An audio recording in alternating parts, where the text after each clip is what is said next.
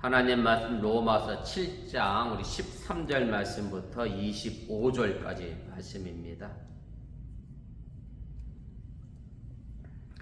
우리 13절부터 25절까지 한 절씩 교독하시고 우리 25절은 함께 읽도록 하겠습니다. 그런즉 선한 것이 내게 사망이 되었느냐? 그럴 수 없느니라. 오직 죄가 주로 드러나기 위하여 선한 그것으로 말미암아 나를 죽게 만들었으니 이는 계명으로 말미암아 죄를 심히 죄되게 하려 함이라. 우리가 율법은 신령한 줄 알거니와 나는 육신에 속하여 죄 아래에 팔렸도다. 내가 행하는 것을 내가 알지 못하노니 곧 내가 원하는 것을 행하지 아니하고 도리어 미워하는 것을 행함이라. 만일 내가 원하지 아니하는 그것을 행하면 내가 이것으로 율법이 선한 것을 시행하니 이제는 그것을 행하는 자가 내가 아니요 내 속에 거하는 죄니라. 내 속 곧 내 육신에 선한 것이 거하지 아니하는 줄을 아노니 원함은 내게 있으나 선을 행하는 것은 없노라.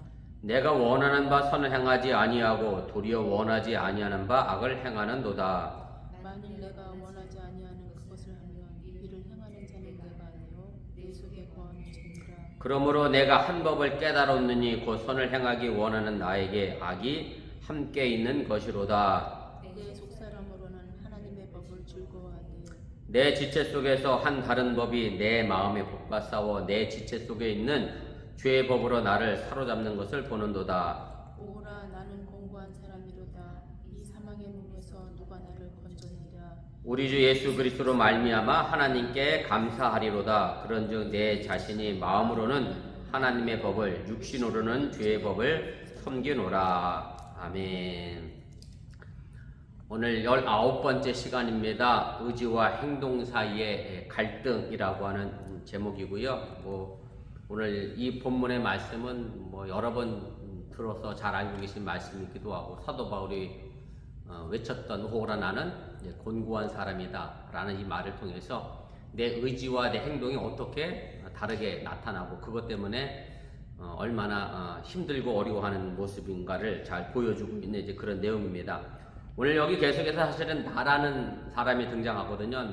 내가 혹은 나 이런 의미가 있는데 전통적으로 성서학자들이 이 나는 기독교인을 가르친다라고 이야기하는 사람도 있고 아니면 사도 바울을 이야기한다라고 하는 사람도 있고 아니면 비기독교인이다라고 얘기하는 사람도 있는데 그냥 이렇게 제가 신학자들 얘기 다 뒤로 하고 이렇게 보면 사도 바울의 자신의 경험이다. 이것이 더 정확할 것 같아요. 그래서 사도 바울의 경험이기도 하고 결국 그 사도 바울의 경험이라고 하는 것은 지금 기독교인 된 나의 경험이기도 하고 그래서 아마 여러분들이 사도 바울과 더불어서 나라고 하는 그런 개념을 가지고 오늘 이 말씀을 함께 보면 좋도록 하겠습니다. 그래서 이제 율법으로부터의 해방, 율법으로부터 벗어나서 우리가 이제 하나님의 은혜로 또 예수님의 은혜로 구원함에 이른다라고 하는 그런 큰 테두리 안에서 이제 세 번째 이제 의지와 행동 사이의 갈등의 내용이고요. 우리 본문 개요를 차례로 보면서 우리 지난 시간의 내용들을 좀 정리하고 좀 되새겨 보도록 그렇게 하겠습니다.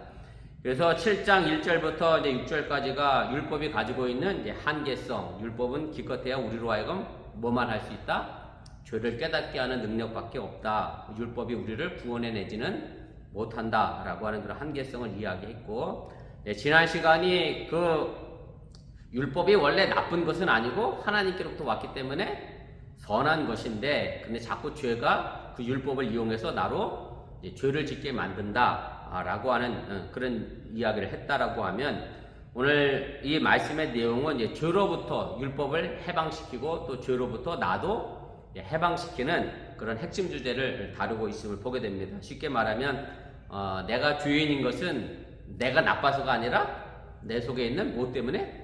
죄 때문에. 율법이 나쁜 게 아니라 율법을 이용하는 죄가 나쁜 것이다. 그래서 율법하고 나에게 대하여 일종의 면죄부를 주고 있는 것이 오늘 본달락의 그런 말씀입니다. 그래서 내 속에 두 번째가 이렇게 이야기하죠. 그래서 바울은 이제 율법을 죄로부터 구원해내기 위해서, 구조해내기 위해서 율법을 둘로 나누게 됩니다. 오늘 여기 나와 있는 것처럼 하나님의 법과 그 다음에 죄의 법 이렇게 해서 나눠 놓고요. 그리고 이 두 법이 사실은 내 속에서 열심히 싸우고 이제 투쟁하고 있다라고 하는 얘기고, 그래서 이 싸움 속에서 사실은 육체적 연약함 때문에 이 죄의 법이 자꾸 나를 못되게 하죠.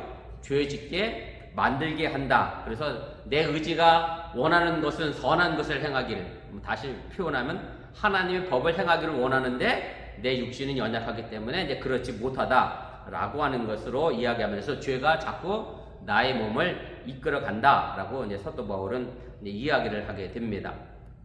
3번입니다. 그래서 바울은 이제 율법 자체가 계속해서 이야기하는 거지만 나쁜 것은 아니다. 왜냐하면 그것이 하나님께로부터 온 것이기 때문에 율법 자체는 이제 신령하고, 그런데 모든 육체가 죄에 이제 팔려 있음을 이제 알게 해주게 된다라고 하는 얘기입니다. 그래서 사실은 여기서 육체에 관련된 이야기는 제가 또 주석 시간에 이야기하겠습니다만은 육신의 어떤 한계나 연약함에 관련된 그런 육신에 관련된 이야기고요. 그래서 내 육체가 자꾸 욕망도 있고 또 내 육신이 가지고 있는 한계가 있기 때문에 자꾸 죄에 뭐 쉽게 말하면 먹잇감이 되는 그런 상황을 사도 바울이 이야기를 하게 됩니다. 그래서 결국 우리는 하나님의 법과 죄의 법 사이에서 갈등을 와 투쟁을 싸움을 피할 수 없다라고 하는 것을 이야기를 하게 됩니다. 4번입니다. 그래서 아까는 이제 율법을 구원해내기 위해서 하나님의 법과 죄의 법을 이야기했다고 하면, 사실은 이제 나도 죄의 몸에 지배를 받아서 죄를 범하지만 그게 내가 나빠서 하는 게 아니라 내 속에 있는 죄 때문이다. 이렇게 사도 바울은 이제 표현을 합니다. 제가 4번 그대로 읽을 테니까 보세요. 선과 악은 결국 나의 속에, 자꾸 이렇게 나의라고 말이 제가 썼는데 소유격으로 써야 맞을 것 같은데도 이렇게 굳이 쓴 것은 나라고 하는 주체를 좀 강조하고자 하는 의미로 쓴 거니까 좀 문맥이 이상하다 생각해도 그냥 보시면 좋겠습니다. 선과 악은 나의 속에 공존합니다. 죄는 나의 몸을 지배하면서 진짜 나인 것처럼 행세하지만 그것이 진짜 나는 아니다라고 하는 얘기고요. 그래서 죄의 법이 내 속에 있는 하나님의 법을 이기면서 선한 마음을 이기면서 자꾸 나를 죄의 몸으로 일시적으로 이끌어가는 가짜 나이다 라고 이야기하게 됩니다. 그래서 그 가짜 나를 벗어버리려고 하면 결국 오늘 25절 마지막에 보면 예수 그리스도의 은혜로 인하여 사도 바울이 뭐하죠? 이제 감사하죠. 예수님의 은혜가 아니고는 내가 이 가짜 나를 벗어날 수 없다라고 하는 것을 이야기를 하게 됩니다. 5번입니다. 그래서 선을 행하려는데 실패한 인간들은 결국 절망에 빠져서 이제 사도 바울처럼 오호라 나는 곤고한 사람이다. 그래서 구원을 호소할 수밖에 없는 그런 상황에 놓이게 된다라고 하는 얘기고, 오늘 25절의 결론의 말씀이기도 합니다만은 결국 모든 그리스도인들은 그리스도를 통해서 구원받게 된 것을 하나님께 감사하게 된다라는 것을 이야기하고 있는 것이 오늘 이 본달 말씀의 내용입니다. 우리 본문 주석 보면서 좀 더 자세하게 구체적으로 살펴보도록 하겠습니다. 2페이지 제일 꼭대기입니다. 오늘 13절에 이제 선한 것, 또 선한 그것을 등장하게 되는데 이게 뭘 지칭하느냐라고 하는 얘기입니다. 우리 13절, 14절 말씀 제가 다시 읽겠습니다. 그런즉 선한 것이 내게 사망이 되었느냐? 그럴 수 없느니라. 오직 죄가 주로 드러나기 위하여 선한 그것으로 말미암아 나를 죽게 만들었으니 이는 계명으로 말미암아 죄로 심히 죄되게 하려 함이라. 우리가 율법은 신령한 줄 알거니와 나는 육신에 속하여 죄 아래에 팔렸도다. 이렇게 되어 있고요. 그래서 오늘 여기 나와 있는 뭐 선한 것, 선한 그것은 뭐 오늘 14절에 나와 있는 것처럼 율법은 신령한 것이다 라고 해서 율법을 의미하는 겁니다. 그래서 율법은 사도 바울이 계속해서 선한 것이라고 이야기를 하게 됩니다. 그래서 사실 오늘 13절 시작의 내용이 있지, 선한 것이 내게 사망이 될 수 있겠느냐라고 하는 또 수사학적 질문을 던지는데 결코 그럴 수 없다라고 하는 얘기고, 왜 그럼 사도 바울이 이런 질문을 던질 수밖에 없었느냐면 이제 그것이 1번입니다. 율법은 이미 이제 선한 것이라고 그랬는데 근데 죄의 싹은 결국 뭐예요? 사망이에요. 왜 죄의 싹이 사망이냐면 결국 율법이 선하지만 결국 그 율법이 우리로 하여금 뭐를 깨닫게 했죠? 죄를 깨닫게 하고, 그러다 보니 그 죄를 지음으로 결국 우리가 어디로 가게요? 사망에 가요. 그럼 뭐가 사망이 돼버렸어요? 3단 높으로 가운데 싹 빼면 율법이 우리 나를 사망으로 이끌어가는 것처럼 사도 바울이 그래서 좀 건너뛰기를 써서 질문을 던져서 그렇게 됐습니다. 그래서 1번의 내용 제가 읽어볼게요. 율법은 선한 것이고 그 율법이 우리로 하여금 죄를 깨닫게 하고 결국 그 죄가 결국은 싹슨 사망이기 때문에 질문을 바꿔보면 선한 것이 그럼 내게 사망이냐? 라고 물을 수밖에 없는 얘기고 다시 말해 선한 율법이 악한 결과인 사망을 초래한 장본인이 되느냐? 라고 하는 것인데 이것은 결국 그럴 수 없다라고 하는 것을 사도 바울이 이야기를 하게 됩니다. 왜냐하면 본래 율법의 역할은 우리를 죄를 짓게 만들어서 사망에 이르게 하려고 하나님은 우리에게 율법을 주신 게 아니기 때문에 그렇습니다. 그래서 나의 죽음이라고 하는 것이 율법의 죄 이용당해서 생겨난 부산물이지 그래서 율법이 그 누명을 쓴 것이지 율법 자체가 나를 사망에 이끌어가는 것은 결코 아니다라고 하는 얘기입니다. 뭐 이런 예가 어떨지 모르겠습니다만은 뭐 좀 극단적인 예일 수도 있겠습니다만은 내가 맛있는 음식이 앞에 있어서 많이 먹었어요. 과식해서 죽었어. 그러면은 음식이 나쁜 거예요? 아닌 거죠. 과식한 내가 나쁜 거지 음식이 나쁜 게 아니라는 걸 이제 사도 바울이 이야기하는 거고 바로 이제 이런 부분에서 우리가 율법은 결코 우리에게 나쁜 것은 아니다. 그래서 사도 바울은 율법을 없애려고 하는 율법 폐결론자는 결코 아니다.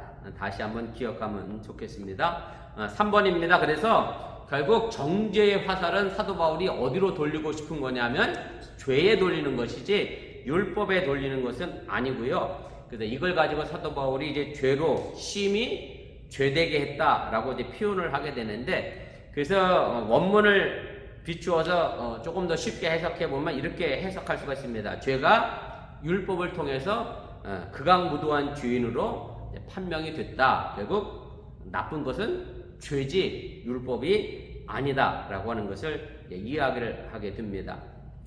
4번입니다. 이제 바울이 율법을 이제 선하다 못해서 이제 신령하다라고 하는 말을 사용하는 것은 율법이 단순히 사람에 의해서 만들어진 어떤 사회적 합의의 관계에서 만들어진 것이 아니다라는 것을 이야기하는 거고 율법이 하나님께로부터 온 모세가 올라가서 신에서 받아온 그 하나님의 뜻을 반영하는 것이라고 이야기하게 되는 거고요. 또 기능상 율법이라고 하는 것이 결국 하나님이 왜 율법을 주셨느냐면 율법을 가지고 사람들을 얽매우거나 족쇄를 채워서 힘들게 하려고 하는 게 아니라 그 율법을 통해서 하나님을 더 잘 섬기게 하려고 그리고 인간 사회 속에서 질서를 잘 유지해 가도록 우리에게 그래서 주신 것인데 그 율법을 잘못 이용한 죄가 문제인 거지 율법 자체가 나쁜 것은 아니다라고 하는 것을 이야기를 하게 됩니다. 그 다음에 5번입니다. 근데 율법만 그런 게 아니라 사실 나의 문제도 이제 사도 바울이 다시 이야기를 하게 됩니다. 사실 나라고 하는 존재는 뭘로 지음받죠? 흙으로 지음을 받았고 또 육신으로 이루어진 이 지상의 존재이기 때문에 아담의 죄를 그대로 우리가 물려받게 됐고 그 육신이 결국 죄의 유혹에 쉽게 넘어질 수밖에 없는 그런 위치에 있다 보니까 그래서 이것을 가지고 우리를 향하여 죄 아래 이제 팔렸다라는 표현을 쓰게 되는 거고요. 뭐 이미 지난 시간에도 얘기했습니다만은 노예가 이쪽 주인에 있다가 이쪽 주인으로 옮겨 가는 것처럼 사도 바울이 그렇게 하나님의 백성이면서도 불구하고 자신이 죄의 노예로 팔려간 것에 대하여 그때 상황을 이제 생각하며 그렇게 표현을 하고 있습니다. 자, 2번입니다. 바울은 자신의 예를 들어 왜 사람들이 무엇을 행하는지를 모르고 있다고 말하고 있습니까? 15절부터 20절까지 내용은 사실은 같은 내용을 계속해서 사도 바울이 반복해서 쓴 내용이라 제가 길게 한 달락을 정했습니다. 한번 보세요. 내가 행하는 것을 내가 알지 못하노니 곧 내가 원하는 것을 행하지 아니하고 도리어 미워하는 것을 행함이라. 만일 내가 원하지 아니하는 그것을 행하면 내가 이로써 율법이 선한 것을 시인하노니 이제는 그것을 행하는 자가 내가 아니요 내 속에 거하는 주니라. 내 속 곧 내 육신에 선한 것이 거하지 아니한 줄을 아노니 원함은 내게 있으나 선을 행하는 것은 없노라. 내가 원하는 바 선을 행하지 아니하고 도리어 원하지 아니하는 바 악을 행하는도다. 만일 내가 원하지 아니하는 그것을 하면 이를 행하는 자는 내가 아니요 내 속에 거하는 죄니라. 사도 바울이 결국 자신은 선을 원하지만 선한 것을 행하지 못하는 것에 대하여 이야기를 하고 있는 것이고, 그래서 그러니까 왜 자신이 행하는 것을 모른다라고 사도 바울이 표현을 했느냐면 이렇게 됩니다. 차례대로 좀 보겠습니다. 1번입니다. 율법이 신령한 것을 안다는 것은 결국 무슨 얘기냐면 내가 뭘 해야 선한 일이고 뭘 하면 나쁜 일인 걸 이제 안다라고 하는 것을 이야기하게 되죠. 그런데 그런 평범한 암에도 불구하고 결국 사람들은 내가 알고 있는 그 선한 것을 그대로 행하지 못하는 게 이제 문제가 된다라고 하는 얘기고, 그래서 이것이 율법 조항을 모르기 때문에 이런 죄를 짓는 게 아니다라고 하는 얘기입니다. 그래서 당연히 알고 있으면서 나의 의지와 행동이 따로따로 노는 그런 모순된 현실에 대해서 사도 바울이 그래서 내가 왜 이렇게 행동하고 있는지 나 자신조차도 모르겠다라고 하는 의미로 사도 바울이 그렇게 표현하고 있음을 우리가 알게 됩니다.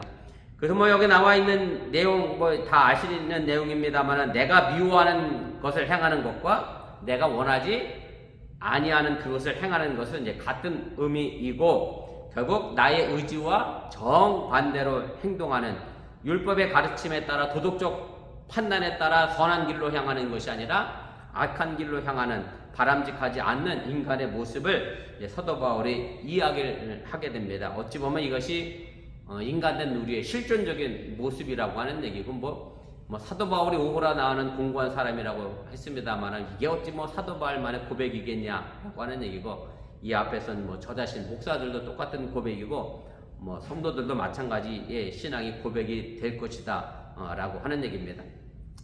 4번입니다. 그래서 17절에 보면 이제는 이라는 말로 사도 바울이 시작을 하죠. 이렇게 돼 있어요.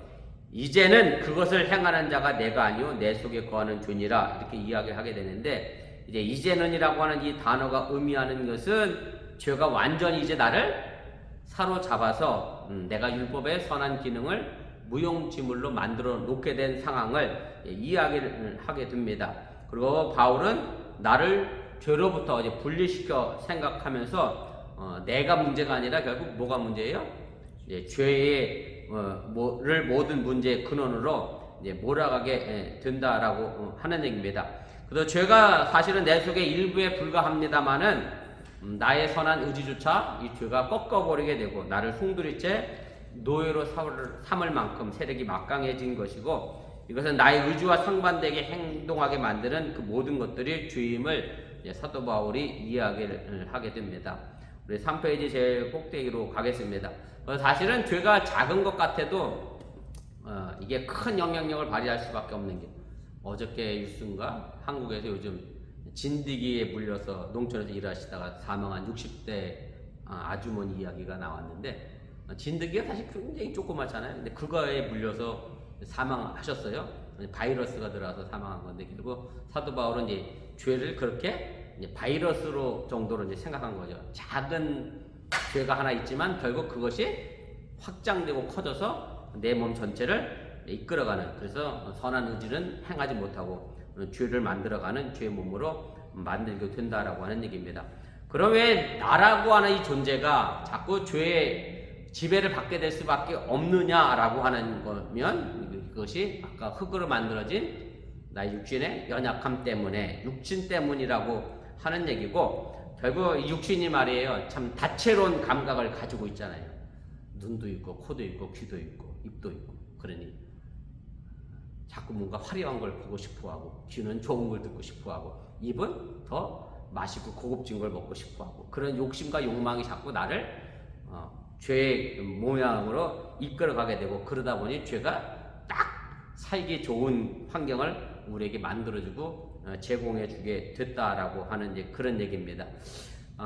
이건 우리 감리교회 얘기인데요. LA 쪽에 계신 목사님 한 분이 작년에 한국 갔다가 아들과 더불어서 일종의 사기를 했어요. 무슨 사기냐면 이런 사기를 했어요. 미국에서 저평가된 외제차 있잖아요. 벤츠나 레인지로나, 그거를 한국으로 사갖고 들어오는 거예요. 그래서 한국에서 딱 수리해서 1억 주고 사왔으면 한국에서는 얼마에 팔 것 같아요? 1억 5천에 판다, 이렇게. 그러면 그 나머지 차익을 당신한테 줄 테니까 명의를 빌려달라. 그럼 뭐 목사님들이 1억씩 돈이 어디 있어? 그러니까 우리가 알아서 캐피탈도 난 해결해 주겠다 해서 그 사람 그분 명의로 캐피탈로 돈을 받아서 차 사다 주고, 근데 결국 명의는 그 사람 명의인데 차는 어디 갔냐면 어디 갔는지 몰라. 그래서 뭐 밀수출도 하고 막 이중으로 팔아먹기도 하고. 그래서 결국 그게 들통이 나서 제가 미주위원회 심사위원이라 어저께 또 그분에 대해서 심사해서 이 목사님이 뭐 자기는 몰랐다고 그러는데 아들이 한 짓이지 자기는 몰랐다라고 얘기하는데 이게 정말 모르는 일이냐. 그래서 재판에 넘겨야 되느냐 말아야 되느냐 어저께 심사해서 저희가 결국 기소하는 쪽으로 결론을 내렸는데, 제가 그래서 이 사건을 보면서 그런 생각이 또 들었어요. 무슨 얘기냐면 왜 그걸 속았을까 이런 생각이 드는 거예요. 물론 속인 사람도 나쁘지만 1억짜리를 1억 5천만 원이라고 하는 것을 더 벌고자 하는, 결국 사람이 뭐가 욕심이 이 사람으로 하여금 사기 당할 수밖에 없는 그런 환경을 만들어가는 것 같아요. 결국 사람들이 가지고 있는 이런 욕망이나 욕심이 결국 뭐가 딱 살기 좋아요?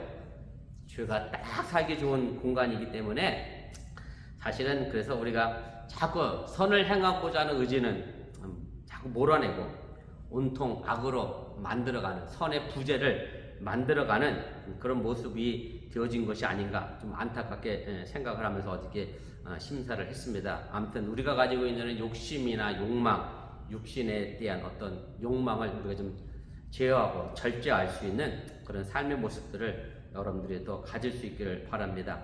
이제 이것을 가지고 이제 사도 바울이 그 다음에 이제 속사람의 강건함을 위하여 기도한다라고 하는 의미를 이제 이야기를 하게 되는데, 결국 사도 바울이 깨달은 인간의 실체가 뭐냐면 오늘 21절부터 23절까지 있는 말씀입니다.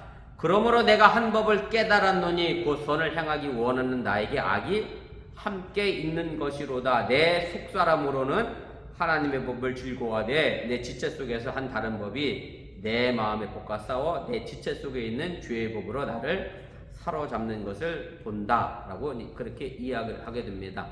결국 사도 바울이 깨달은 인간의 실체는 뭐냐면 나라고 하는 이 속에 선과 악이 공존한다 라는 것을, 인간의 현실을 이제 깨닫게 되고요. 뭐 계속해서 해야 하는 얘기지만 나는 선을 행하고자 하는 의지가 있지만 다른 한편으로는 악을 향한 욕망도 가지고 있는 보면 좀 분열된 인간상의 모습을 우리가 다 가지고 있는 것이고, 그래서 사도 바울이 그 속사람을 이제 이야기를 하게 되는데 사도 바울이 말하고 있는 속사람의 의미는 이제 이런 겁니다. 제가 그 2번에 썼는데 보세요. 바울이 말하는 속사람은 인간의 누추하고 동물적인 본성에 대립하는 합리적이고 신성한 요소를 가리키는 것을 의미하는 거고, 사도 바울은 이 속사람과 겉사람을 서로 대립시켜서 이야기하면서 우리 신앙인들은 겉사람이 문제가 아니라 어디를? 내 속사람을 더 강건하게 만들어야 한다라고 하는 것이 이제 신앙인의 지향 목표임을 이제 이야기를 하게 됩니다. 고린도후서 4장 16절 말씀 제가 각주에 달아드렸는데 아래 보시면 이렇게 돼 있어요. 그러므로 우리가 낙심하지 아니하노니 우리의 겉사람은 낡아지나 우리의 속사람은 날로 새로워지도다. 그래서 뭐 우리들의 육신은 시간이 지나서 나이가 먹으면 훅 자꾸 뭐 낡아지고 썩어져 가는 것이 사실이지만 사실 예수 안에 있는 우리의 속사람은 더 강건해지고 새로워져야 한다는 것을 이야기하는 거고, 바로 사도 바울이 우리 기독교인이지만 그래도 우리 속에 뭐가 여전히 있어요. 그 속사람 안에 선과 악을 향한 욕망이 함께 공존하고 있기 때문에 우리 속사람 속에서 자꾸 뭐를 몰아내야죠? 악의 욕망을 자꾸 몰아내야 하는 것이 우리가 해야 될 지향 목표임을 이야기를 하게 됩니다.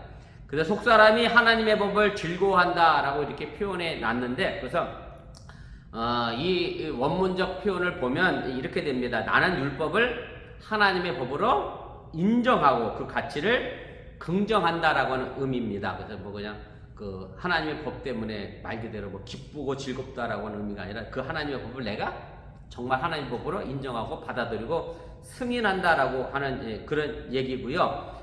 이것이 그래서 이제 나와 율법과 동일하게 이제 사도 바울이 이야기를 하게 되는데 4번입니다. 제가 읽을 테니까 보세요. 다시 말해 율법의 죄의 도구로 악용됐지만 그것은 결국 누구 탓이죠? 죄의 탓이고 나 또한 죄의 노예로 살았지만 그것 또한 누구 탓이에요? 죄 때문이고 육신의 연약함을 볼모로 삼은 죄 때문이고 그래서 율법과 나는 죄를 최종적으로 범죄자로 낙인 찍히고 그래서 율법도 내가 하나님의 법으로 인정하고 나도 그 율법을 하나님의 법으로 인정하고 서로 율법과 나는 같은 공감대를 가지고 있는 서로를 인정하는 관계에 있음을 사도 바울이 이제 이야기를 하게 됩니다. 우리 마지막 4번입니다. 그래서 하나님의 법과 죄의 법의 관계는 어떻게 됩니까? 23절부터 25절인데 내 지체 속에서 다른 법이 내 마음의 법과 싸워 내 지체 속에 있는 죄의 법으로 나를 사로잡는 것을 보는도다. 오라 나는 곤고한 사람이로다. 이 사망의 몸에서 누가 나를 건져내랴. 우리 주 예수 그리스도로 말미암아 하나님께 감사하리로다. 그런즉 내 자신이 마음으로는 하나님의 법을 육신으로는 죄의 법을 섬기노라 이렇게 말합니다. 그래서 내 지체라고 하는 것은 뭐 죄의 몸을 구성하는 육신이고요. 당연히 악과 죄로 인도하는 한 다른 법이 있다라고 이야기를 하게 되고 그 한 다른 법이 곧 뭐냐면 그 다음에 나와 있죠. 그것이 곧 죄의 법이다라고 그 정체를 사도 바울이 밝히게 됩니다. 그래서 이 죄의 법은 죄에 이용당해서 속이고 죽이는 율법의 어떤 부정적인 모습을 우리에게 표현하고 있는 것이고 그 다음에 율법의 긍정적인 모양으로 사도 바울이 표현하고 있는 것은 내 마음의 법을 이야기합니다. 그래서 내 마음의 법을 이야기하게 되는데 여기서 마음이라고 하는 것이 우리가 한국인 정서의 마음의 그런 개념이 아니고요. 그래서 굳이 뭐 영어로 표현해서 좀 그렇습니다. 하트와 마인드라고 하는 생각으로 여러분 이해하시면 좋겠습니다. 제가 거기를 한번 읽어볼게요. 이에 대립하는 율법의 긍정적 유상은 내 마음의 법으로 표현이 됩니다. 여기서 마음이라고 하는 말이 풍기는 한국어의 의미를 취해서는 안 된다라고 하는 얘기고 이 마음은 한국의 마음이 이런 것이죠. 가슴에 와닿는 마음의 의미고 사도 바울이 말하고 싶은 마음은 머리와 연결된 마음입니다. 뭐 또 다른 말로 하면 이성이라고 표현할 수도 있을 것 같고 그래서 이 마음은 속되고 저열한 인간의 동물적 본성과 구별되는 인간의 신성한 기원을 특징되는 개념으로 이 마음은 신과 공유하는 지성 내지 이성을 지칭하는 겁니다. 그래서 이 마음의 법이라는 것이 뭐 내 감정 따라 움직인다는 그런 의미가 아니라 한국인의 마음은 약간 감정과 좀 비슷하잖아요. 근데 사도 바울이 말하고 있는 이 마음은 감정이 아니라 이성과 의지와 연결된 그런 마음임을 여러분들 이해하시면 되겠습니다. 그래서 이 마음의 법을 우리가 뭐 다시 우리가 구원에 관련된 어떤 문장으로 바꿔보면 단어로 바꿔본다라고 하면 사도 바울이 표현하고 있는 데서 찾으면 이 마음의 법은 곧 무슨 법이냐면 하나님의 법이고 이것이 또 성령의 법에 해당되는 것이고요. 그래서 이 법이 결국 나로 하여금 하나님의 구원의 역사에 동참하도록 인도하는 안내자의 역할을 하게 된다라고 이야기를 하게 됩니다. 그래서 내 마음이 이성이 자꾸 하나님을 찾고자 하고 추구하고자 하는 그런 마음이 있으면 자꾸 나는 죄로부터 멀어지고자 하는 구도자의 역할을 우리가 할 수 있다라고 하는 것을 사도 바울이 이야기를 하게 됩니다. 4번입니다. 이처럼 율법이 나를 지탱하지만 나의 연약한 육체는 결국 죄의 법과 싸우다가 어떻게 되냐면 제 포로가 돼서 노예로 팔릴 신세가 되고요. 뭐 사도 바울이 이것은 그때 당시에 남의 나라와 다른 나라와 전쟁하면 그 전쟁에서 잡은 사람들을 어떻게 하죠? 포로로 잡아와서 노예로 삼은 것을 그대로 이제 방영한 거고 결국 하나님의 법과 내 죄의 법을 싸웠는데 하나님의 법이 못 이기고 그만 내 육신이 연약해서 죄의 법이 이기게 되면 내가 죄의 노예로 팔릴 신세가 됐다라고 하는 얘기입니다. 우리 4페이지 제일 꼭대기로 가겠습니다. 근데 뭐 그렇다고 해서 그것으로 끝난 게 아니라 내 마음이 지성이 하나님과 교통하는 내 지성과 이성이 결국 뭘 알죠? 아 이거 잘못됐구나. 내가 큰 뭔가 실수를 했구나 라고 하는 쓰라린 경험을 내가 갖게 되지만 그 경험이 결국 또 우리로 하여금 어떻게 만들죠? 선한 길로 가고자 하는 하나님의 뜻대로 살고자 하는 그런 출발점의 기점을 마련하기 때문에 사도 바울이 단순히 이것이 실패했다, 죄의 노를 팔려가서 너는 끝났다, 절망으로 끝났다 라고 하는 것을 이야기하는 것은 아닌 것을 여러분들이 기억하시길 바랍니다. 제가 신방 가면서도 종종 드리는 말씀 가운데 사실은 변명을 알면 괜찮아요, 사람들. 근데 제일 위험한 병은 뭐냐면 모르는 병이 진짜 위험해. 이건 뭐 왜냐면 변명을 모르면 뭘 못 찾아내죠? 약도 못 찾아내기 때문에 그래서 사실 모르는 게 위험하다고 하는 얘기고, 신앙생활도 마찬가지예요. 내가 신앙생활에 사실은 본인이 뭘 잘못하고 있는지 아는 분도 계시지만 실제로 본인이 잘못하면서도 뭘 잘못하고 있는지 모르면 절대 그 잘못한 부분에서 뭐 할 수 없죠? 벗어날 수가 없어요. 알아야 벗어납니다. 그래서 사도 바울이 하나님의 법과 죄의 법에 싸워서 자기가 져서 처절하게 패배한 사람이 됐지만, 그렇지만 이게 잘못된 것을 알았기 때문에 새로운 것을 향해 나가는 출발점을 제공한다라고 이야기를 하게 됩니다. 그것이 5번 얘기인데 제가 그대로 읽을게요. 그 싸움과 패배는 때로 쓰라린 내적 경험을 내가 초래하게 되지만 그것은 하나님 편에서 내 마음의 법에 의해 은식되고 설명됨으로 해서 우리가 새로운 출발의 기점을 제공하게 되고요. 24절의 탄식은 우리 인간 모두의 탄식이라고 해도 틀리지 않고, 선한 것을 알면서도 하지 못하는 연약한 육신의 존재로서 인간이 던지는 실제적인 그런 고백의 내용이고, 동시에 욕망에 서식하는 죄의 법과 마음에 기초한 하나님의 법 사이에서 벌어지는 싸움으로 분열된 어떤 우리 인간 자아의 모습을 그대로 보여준다라고 할 수가 있습니다. 그리고 나서 우리 6번의 내용인데, 이렇게 탄식하는 사람은 결국 뭘 갈구하게 돼 있냐면 구원을 향한 소망을 갈구하게 되는 것. 이 탄식조차 안 하는 사람은 사실은 교회에 올 생각도 안 하고 내가 예수를 믿어야 한다는 생각도 못 한다고 하는 얘기고, 그래도 이 탄식하는 사람이 하나님 앞에서 바른 길을 걸어가는 길에 최선을 다하는 사람이 된다라고 하는 얘기입니다. 6번입니다. 이 탄식은 그리스도를 통한 구원을 이루기 위한 하나님의 법으로 일깨워진 열정을 가진 사람이라고 하면 누구나 동참할 수 있는 그런 탄식이고요. 육체라고 하는 한계 조건, 그리고 선한 율법을 잘 이용하지 못하고 선한 의지조차 활력을 얻지 못하는 그런 형편, 그리고 하나님의 초자연적인 구원을 한없이 동경하는 인간의 모습이 바로 이 탄식 속에 담겨져 있고, 그래서 우리도 이런 탄식을 자꾸 해야 한다는 사실을 여러분들이 잊지 마시기를 바랍니다. 7번입니다. 바울이 그러면서 이제 마지막 결론에 하나님께 이제 감사 기도를 하게 됩니다. 왜냐하면 이렇게 자꾸 하나님의 법과 내 마음의 법과 죄의 법과 싸워서 내가 자꾸 져요. 그래서 자꾸 내가 탄식을 하게 되는데, 그럼 도대체 나를 여기서 건져낼 수 있는 사람이 도대체 누구냐?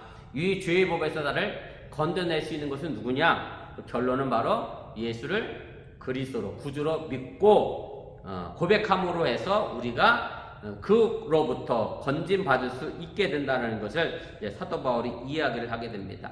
우리 7번입니다. 바울이 하나님께 감사 기도를 하는 이유는 곤고한 인간인 내가가 아니고 나라고 쓴 것도 마찬가지입니다. 내가 대안을 찾았음을 보여준다라고 하는 얘기고, 즉 예수를 그리스도를 믿고 주로 고백하여 받아들임으로 해서 나는 예수님과 더불어 죄에 대하여 죽고 생명에 대하여 다시 살게 됐다라고 하는 얘기고, 결국 그 구원의 은혜 덕분에 우리는 죄의 족쇄로부터 풀어져서 자유롭게 됐고 하나님 앞에 의인으로 인정받게 된다라고 하는, 그래서 그 구원의 출처는 하나님께 있기 때문에 당연히 하나님께 감사를 전할 수밖에 없다라고 하는 이제 그런 얘기입니다. 그래서 사도 바울이 오늘 25절에 나는 하나님께 감사한다라고 되어 있는데, 우리 번역이 영어 성경에도 여기 물론 땡큐라고 되어 있습니다만 헬라 원어는 감사라는 단어가 쓰여져 있질 않아요. 제가 그 아래 단에다가 헬라 원문하고 한글하고 번역본하고 같이 실었는데 한번 보세요. 시작을 이렇게 해요. 카리스라는 단어로 시작합니다. 카리스가 은혜라는 뜻입니다. 그래서 은혜에서 명사형을 만들면 카리스마라는 단어도 여기서 유추가 된 단어고요. 그래서 이 카리스라고 하는 단어가 감사라는 뜻도 있지만 동시에 은혜라는 뜻도 있기 때문에 사도 바울이 이제 이 단어 하나 가지고 이중적인 의미로 내가 예수님의 은혜를 통해서 구원받았기 때문에 당연히 하나님께 뭐 할 수밖에 없어요? 감사할 수밖에 없다. 그런 의미로 사도 바울이 그 감사 속에서 그 이유를 설명하게 됩니다. 그 다음에 25절 두 번째 문장이 좀 애매합니다. 제가 29절만 좀 다시 읽어드릴게요. 우리 주 예수 그리스도로 말미암아 하나님께 감사하리로다 이렇게 됐고요. 사실 여기서 이렇게 끝나면 될 건데 그런데 내 자신이 마음으로는 하나님의 법을 육신으로는 죄의 법을 섬기노라 이렇게 돼 있어요. 그래서 우리가 그냥 봐도 약간 문장이 좀 어색한 부분이 없지 않아 있고요. 그래서 사실은 이 하나님의 법과 죄의 법은 분열된 자아의 모습을 가지고 있는 그런 표현이기 때문에 사실 23절 뒤에 들어가면 차라리 이것이 더 문맥상 이해하기가 더 훨씬 이제 수월하고 자연스럽게 될 수 있는데 그래서 어떤 학자들은 이것이 다른 사람이 나중에 사도 바울이 말고 다른 사람이 여기다가 이걸 추가했다 아니면 성경을 필사하는 사람이 실수로 여기다 집어넣었다 이렇게 주장하는 사람도 있습니다만은 근데 오히려 이제 요즘 신학자들은 현대 신학자들은 이걸 반대로 생각하는 거예요. 문장이 어색한 게 뭐다? 원문이다. 왜 그러냐면 사도 바울이 쓰면서 자기가 몰랐겠어? 어색한 이 부분을? 그러면 사실은 원래 어색했으면 어디로 가야 돼요? 앞으로 고쳐놔야 맞는 건데 근데 굳이 어색하게 그냥 놔둔 건 이것이 원문이기 때문에 그렇다. 반증으로 이해할 수 있다. 요즘 현대 신학자들은 그렇게 이해합니다. 그래서 여러분들이 그런 부분도 함께 생각해 주시면 좋겠습니다. 그래서 마지막 10번입니다. 그래서 나의 자아가 분열돼서 오락가락하는 그런 실존적 현실 다 마찬가지죠. 저도 그렇고 여러분들도 아마 그럴 것이고 결국은 나의 합리적 이성 마음으로는 하나님의 법을 섬기는데 내가 이건 해야 되는데 근데 몸은 하나님의 법은 안 따라가고 죄의 법을 섬긴다라고 하는 얘기고 사도 바울이 이야기한 것처럼 우리가 하나님 법과 죄의 법 중간에 서서 양다리 걸칠 수 있는 것은 결코 아니라 내가 둘 중에 하나는 반드시 선택하고 서 있어야 한다라고 하는 얘기고 그래서 우리 신앙인이 우리 기독교인이 그리스도인이 신앙의 그런 실존 앞에서 끊임없이 내 자신의 육체를 욕망을 다스리려고 하지 않으면 내 속사람 점점 강건해지는 게 아니라 약해질 수밖에 없다라고 하는 얘기고 하나님의 법에 따라 지성을 가지고 하나님과 서로 교통하는 그런 이성을 가지고 우리가 하나님의 법을 따라 살아가고자 독자들에게 독려하고 격려하고 있음을 여러분들이 기억하시고 겉사람의 욕심대로 살지 마시고 속사람의 강건함대로 하나님의 법을 따라 나아갈 수 있기를 주님의 이름으로 간절히 부탁을 드립니다.